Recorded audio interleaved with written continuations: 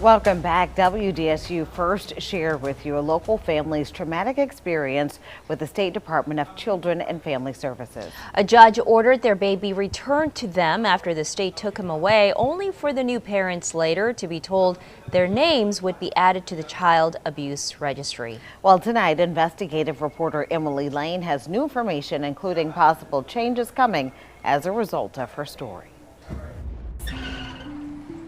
River Strickland was just weeks old when his mother, Tess, went to the pediatrician with pictures. She worried his, by then faded bruises, could be related to a medical issue.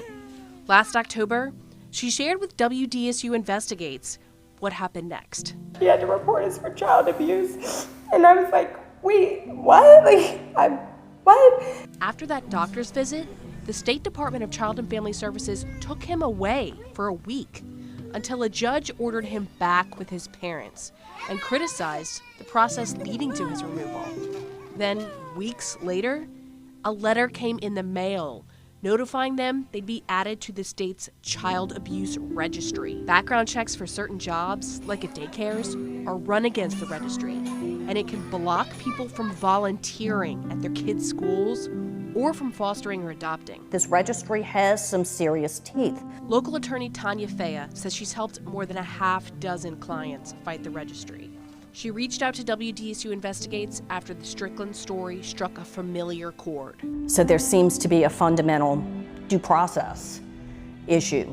She says the state tried to add her teenage client to the registry because she worked at a daycare where a bottle warmer accident injured a child, though the teen had nothing to do with the accident.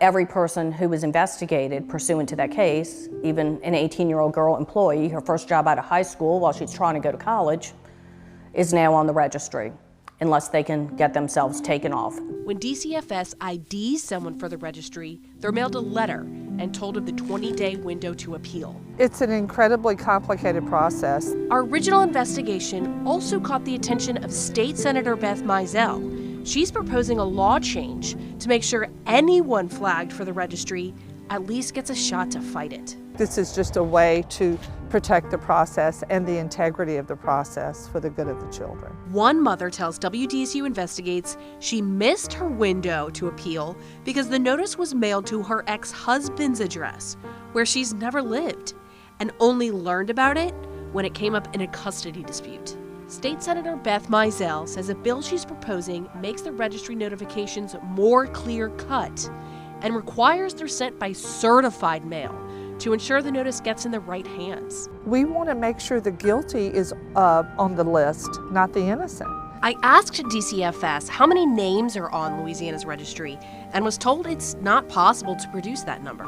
The agency did say 428 appeals were filed in 2020 and 656 in 2019.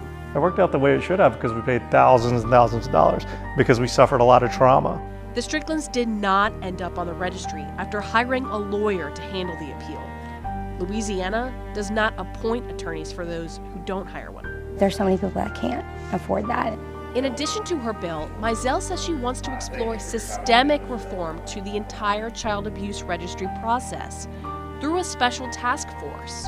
It takes people coming forward who've had a bad experience, and I believe that's what the task force will allow us to, is to hear from the public and share their experiences so that we can all do it better. The Stricklands tell me sharing their story wasn't easy, but after hearing from strangers on Facebook and acquaintances from work who dealt with similar situations and about the legislative action, they're glad they did.